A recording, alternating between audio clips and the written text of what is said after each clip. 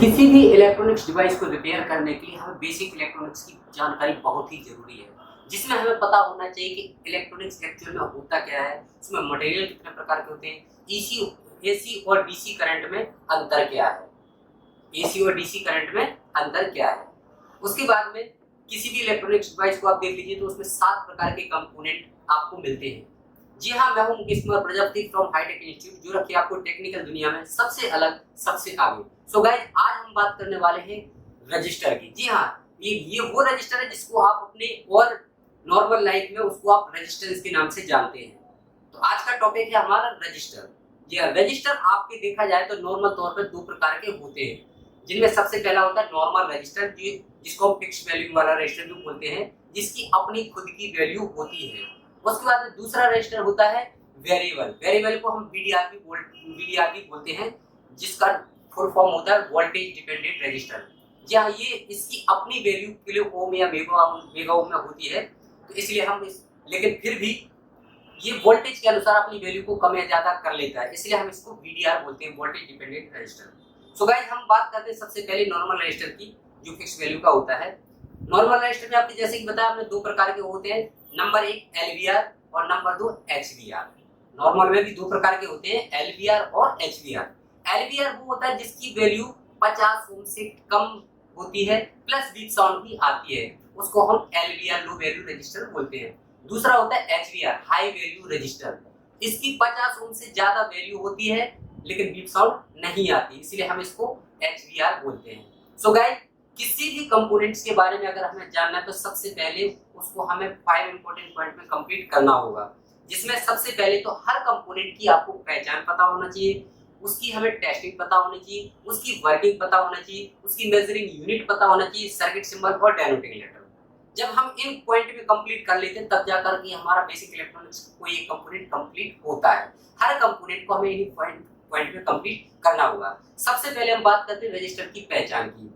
Register देखने में आपके जो असेंबली रजिस्टर होते हैं, क्योंकि रजिस्टर तो बहुत सारे कई तरह के डिवाइस होते हैं, एसी डिवाइस में भी यूज होते हैं और डीसी डिवाइस में भी यूज होते हैं। तो हम बात करने वाले हैं एसी डिवाइस में, यानी कि सिंपल सी बात है, आप जिस चैनल पर हमें देख रहे हैं या जो भी आप वीडियो देख रहे हैं, हमारा ये मोबाइल रिपेयरिंग इंस्टीट्यूट का, ये हाईटेक इंस्टीट्यूट का ये चैनल है, तो इस पे आपको ज्यादातर मोबाइल रिपेयरिंग से रिलेटेड टॉपिक ही मिलेंगे। तो हम बात करने वाले हैं मोबाइल फोन में पाए जाने वाले एसएमडी रजिस्टर की। जी हाँ, ये एसएमडी रजिस्टर ऐसा नहीं कि सिर्फ मोबाइल में ही पाए जाते हैं, बल्कि अदर डिवाइस में भी पाए जाते हैं, जैसे कि आपका टीवी हो गया, सेटअप बॉक्स हो गया, रिसीवर हो गया, मोबाइल हो गया, लैपटॉप हो गया, इनमें भी एसएमडी रजिस्टर पाए जाते हैं। तो ये एसएमडी रजिस्टर देखने में कैसे होते हैं, पहले मैं आपको बोर्ड पे दिखाने वाला हूँ, उसके बाद उसके बारे में डिटेल से आपको बताने वाला हूँ, और फिर मैं आपको लाइव प्रैक्टिकली उसकी पहचान और टेस्टिंग करके भी दिखाने वाला हूँ। तो सबसे पहले बात करते हैं बोर्ड पे ये देखने में कैसे होता है। तो जो रजिस्टर होता है आपका, ये इस तरह से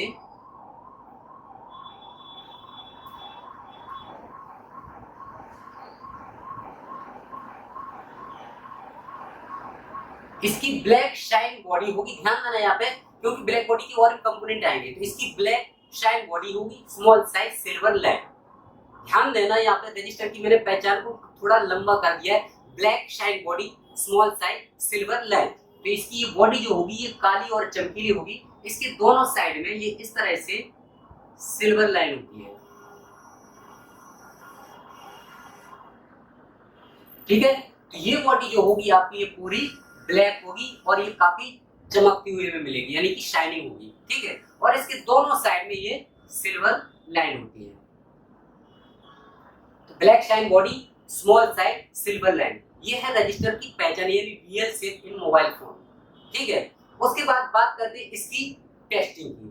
इसकी टेस्टिंग करने के लिए हमें सबसे पहले ओम रेंज को समझना होगा, क्योंकि इसकी टेस्टिंग जो होती है ये ओम रेंज पे होती है। इसकी यूनिट, रजिस्टर की यूनिट होती है ओम, OHM, ओम।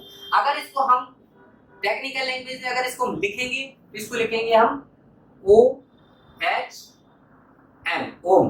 और अगर इसका सिंबल हम यूज करते हैं कहीं लिखने के टाइम पे, तो सिंबल हम ओम का इस तरह से बनाते हैं, ठीक है। तो रजिस्टर की यूनिट क्या होगी, ओम। अब हमें इसको ओम को भी समझना होगा रजिस्टर चेक करने के लिए। तो ओम का क्या मेथड है वो मैं आपको क्लियर करता हूं पहले।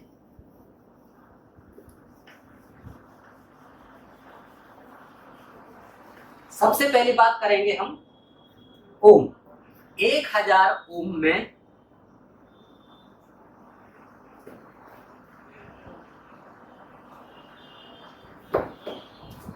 1 किलो ओम बनता है। यानी 1000 ओम में जैसे हमारा वजन का होता है कि 50 ग्राम 500 ग्राम को आधा किलो बोलते हैं, 1000 ग्राम को 1 किलो बोलते हैं। तो इसी तरह से 1000 ओम में 1 किलो बनता है। उसके बाद 1000 किलो ओम मतलब 1 मेगा ओम। क्लियर है कि यहाँ पे 1000 ओम में 1 किलो ओम बनता है और 1 किलो ओम 1000 किलो में 1 मेगा ओम बनता है। अब ये किलो ओम मेगा ओम को हम कैसे समझेंगे वो मैं आपको क्लियर करता हूँ। यहाँ पे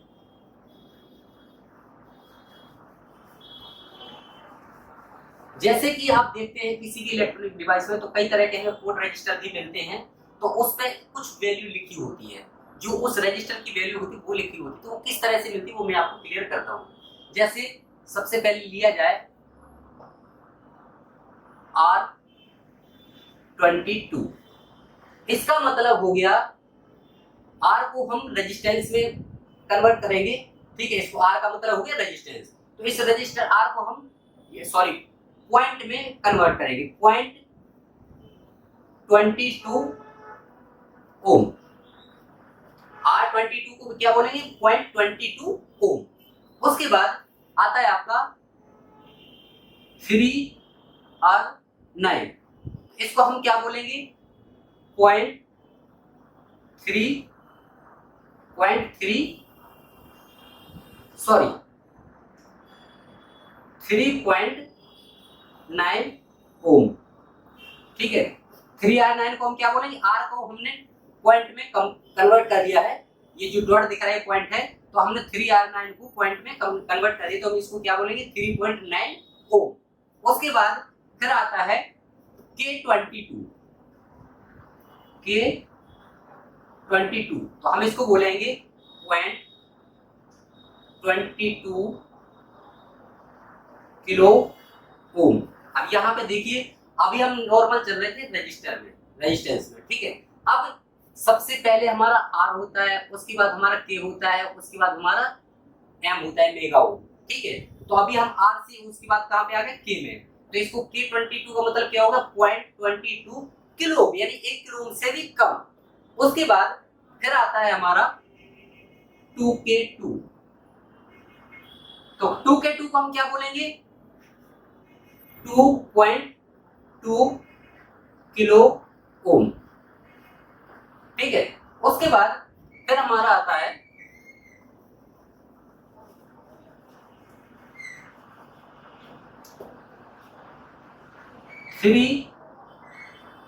M3, इसका मतलब हो गया यहाँ पे हम पहले थे R पर, फिर आ गए किलो ओम पर, अब आ गया हमारा मेगा ओम 3M3, इसका मतलब हो गया 3.3 मेगा ओम।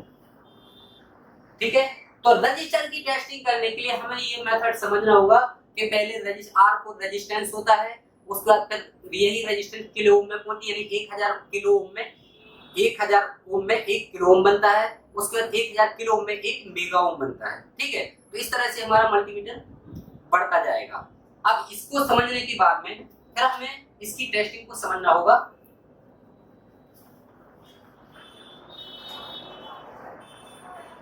अब जैसे आपका ये रजिस्टर है,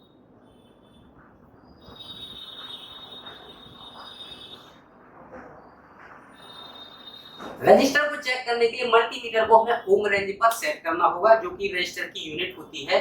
रजिस्टर को ओम चेक करने के लिए ओम रेंज पर सेट किया मल्टीमीटर को। उसके बाद में ओम, ये भी हमें पता होना चाहिए कि ओम रेंज हमारी मल्टीमीटर में कहां से शुरू होती है। तो ठीक है, अब ये आगे की टेस्टिंग का प्रोसेस में आपको जूम करके दिखाने वाला हूं लाइव।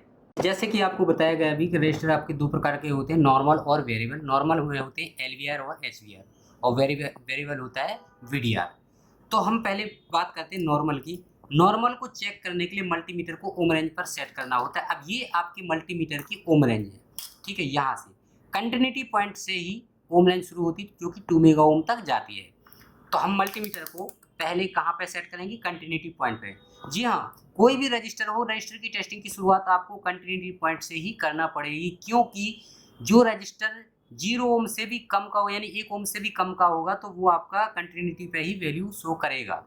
ठीक है, तो कंटिन्यूटी पर ही आपका 2 किलो ओम से नीचे नीचे तक का रजिस्टर वैल्यू शो कर देगा, यानी कि 0.2 से लेकर के 200, 500, 400, 1200, 1800, यानी कि इतना वैल्यू वाला रजिस्टर भी आपका यहीं पे वैल्यू शो कर देगा। अगर वैल्यू आकर चली जाती है, अगर वैल्यू नहीं आती कंटिन्यूटी पॉइंट पर, तब हमें फिर मल्टीमीटर को स्टेप बाय स्टेप बढ़ाना होगा। ठीक है, तो दूसरी बात, जैसे कि आपको बताया कि रजिस्टर में LVR और HVR होते हैं, तो आफ्टर टेस्टिंग आपको पता चलता है कि रजिस्टर LVR यानी लो वैल्यू रजिस्टर है या HVR हाई वैल्यू रजिस्टर है। ठीक है, जो रजिस्टर 50 ओम से कम वैल्यू प्लस बीप साउंड देता है वो LVR होगा, जो 50 ओम से ज़्यादा वैल्यू देगा, बीप साउंड नहीं देगा, वो HVR होगा। तो चलिए हम टेस्टिंग करते हैं। सबसे पहले तो रजिस्टर को हम पहचानेंगे। ये देख सकते हैं यहाँ पर बोर्ड में आप, ये जो छोटे साइज में यानी black shine body small size यानी काली चमकीली बॉडी दिख रही है, ये रजिस्टर होते हैं। रजिस्टर यहाँ पे देख सकते हैं आप, 2 रजिस्टर लगे हैं, काली और चमकीली बॉडी है, इसके दोनों साइड में सिल्वर लाइन हो रही है, यहाँ पे आप देख सकते हैं। ठीक है, ये रजिस्टर लगे हुए हैं। पूरे मदरबोर्ड में बहुत सारे रजिस्टर लगे होते हैं, जरूरी नहीं कि ये हो। यहाँ पे देखिए एक रजिस्टर लेगा, उससे छोटे छोटे 2 ये यहाँ पे लगे हुए हैं। यहाँ पर देख सकते हैं आप 2 ये रजिस्टर लगे, यानी कि इनकी काली और चमकीली बॉडी आप देख सकते हैं। यहाँ पे ये शाइनिंग बॉडी है इसकी, black shine body, small size, silver line. ठीक है, तो अब ये पहचान होने के बाद में हम रजिस्टर की टेस्टिंग करेंगे, तो हमें टेस्टिंग करने के बाद पता चलेगा कि ये रजिस्टर LVR यानी लो वैल्यू है या HVR हाई वैल्यू रजिस्टर है। ठीक है, तो चेक करते हैं। हमने मल्टीमीटर को कंटिन्यूटी पॉइंट पर सेट किया है, जो कि जहाँ से आपकी उम्र रेंज शुरू होती है। अब हम इसको चेक करेंगे।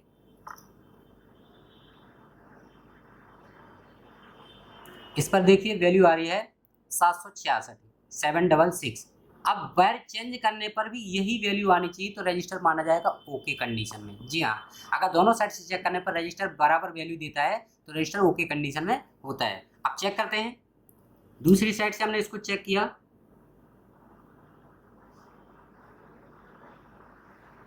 तो बहुत ज़्यादा वैल्यू में अंतर आ गया है, तो इसका मतलब ये रजिस्टर लीकेज कंडीशन में है। अब ये लीकेज कंडीशन क्या होती है, ये मैं आपको क्लियर कर देता हूँ। कोई भी कंपोनेंट हो या कोई भी मदरबोर्ड हो या प्रॉब्लम को चेक करते हैं, तो हमें 4 में से कोई एक कंडीशन मिलती है। एक ओके कंडीशन होती है और 3 फॉल्टी कंडीशन होती है, ओपन, लीकेज, शॉर्टिंग। तो यहाँ पे ये फॉल्टी कंडीशन में यानी खराब है, तो फॉल्टी कंडीशन कौन सी है, लीकेज कंडीशन। जी हाँ, अगर ये रजिस्टर एंड तक यानी कि कंटिन्यूटी पॉइंट से वैल्यू टेस्टिंग शुरू करेंगे और एंड तक अगर कुछ भी वैल्यू या बीप नहीं आती है, तो रजिस्टर ओपन कंडीशन में होता है। लेकिन अगर दोनों साइड से वैल्यू आती लेकिन कम, बहुत ज़्यादा अंतर वैल्यू में होता है, तो वो लीकेज कंडीशन में होता है। और अगर बीप साउंड के साथ में 000 आते हैं, तो रजिस्टर शॉर्टिंग कंडीशन में होता है। तो हमारी फॉल्टी कंडीशन में यहाँ पे ये कौन सी कंडीशन है, लीकेज कंडीशन। जी हाँ, एक बार इसको फिर से ट्राई करेंगे। इसमें आ रही है आपकी 442 और वायर चेंज करने पर आ रही है, यानी कि वैल्यू फिक्स नहीं रह पा रही है, तो इसका मतलब ये फॉल्टी कंडीशन में है, लीकेज है। और ध्यान देना, ये रजिस्टर आपका कौन सा है, HVR हाई वैल्यू रजिस्टर। अगर ये 50 ओम से कम वैल्यू दे रहा होता, प्लस बीप साउंड दे रही होती, तो ये LVR होता। चलिए दूसरा चेक करते हैं। यहाँ पे ये रजिस्टर लगे हुए हैं,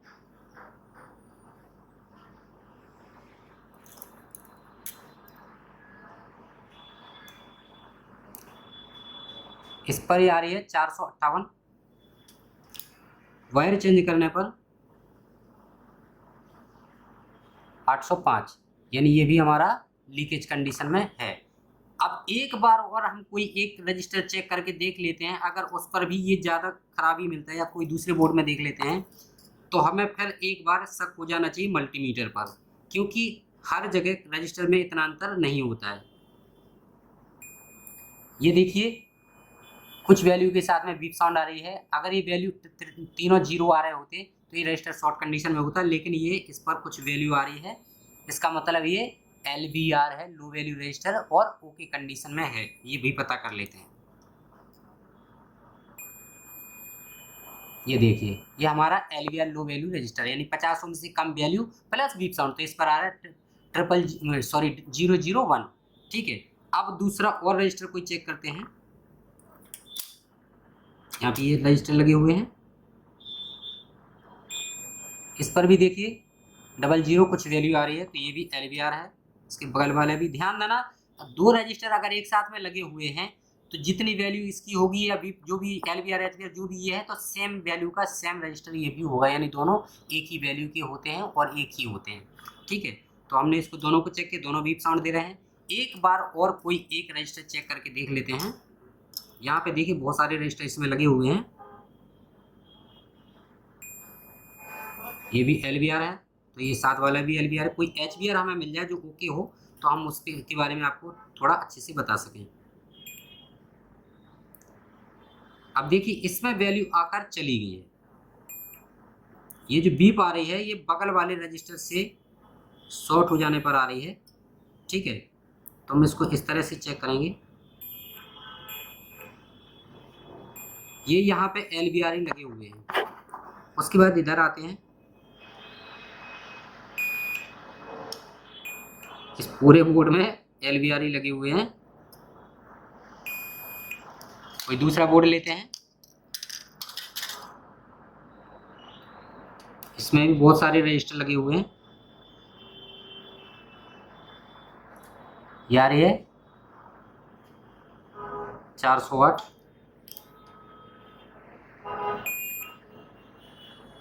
408।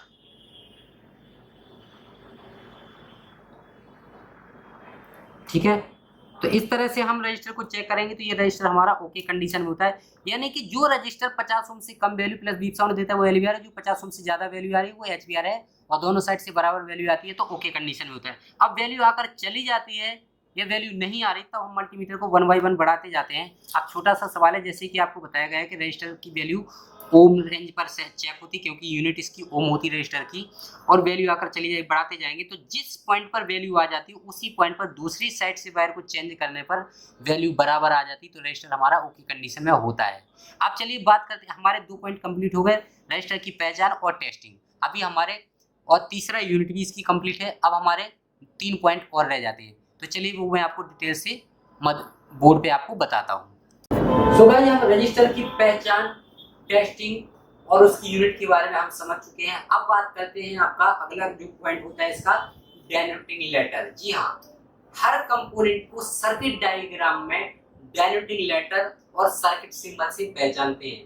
ये 2 पॉइंट होते हैं आपकी ट्रेसिंग में समझने के लिए, यानी कि जब हम किसी भी सर्किट डायग्राम में देख करके सेट को रिपेयर करते हैं, हम रिपेयरिंग करते हैं, तो हमें सर्किट डायग्राम की जब हेल्प लेते हैं तो उस पर आपको कंपोनेंट का डीएलसी नहीं मिलता, वहां पे आपको 2 ही चीज मिलेगी, सर्किट सिंबल प्लस डेनोटिंग लेटर। तो हम डेनोटिंग लेटर की बात करते हैं, रजिस्टर का डेनोटिंग लेटर होता है R। ठीक है, उसके बाद में रजिस्टर का सर्किट सिंबल जो होता है ये होता है आपका इस तरह से,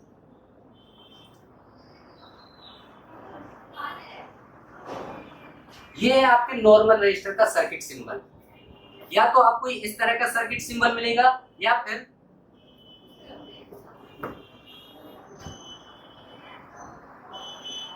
इस तरह का जिगजैग मिलेगा। ठीक है, तो ये दोनों हैं आपके नॉर्मल रजिस्टर के सर्किट सिंबल। उसके बाद बात करते हैं VDR की, यानी वोल्टेज डिपेंडेंट रजिस्टर की, तो उसका सर्किट सिंबल मिलेगा आपको इस तरह से, यानी कि एक बॉक्स है, दोनों साइड में लाइन है, और इन दोनों में अंतर क्या होगा, इस तरह से इसमें लाइन। ठीक है, तो ये हो गया आपका VDR, ये हो गया आपका VDR का, और ये हो गया आपके नॉर्मल के। ठीक है, तो इसी तरह से ये रजिस्टर के सर्किट सिंबल होते हैं। उसके बाद बात करते हैं इसकी वर्किंग की, रजिस्टर काम क्या करता है। तो गाइस, रजिस्टर एक इलेक्ट्रॉनिक्स कंपोनेंट है जो करंट के रास्ते में रुकावट पैदा करता है। ध्यान देना, रुकावट पैदा करता है, करंट को रोकता नहीं है। अब ये रुकावट पैदा कैसे करता है वो मैं आपको थोड़ा डिटेल से बताता हूँ।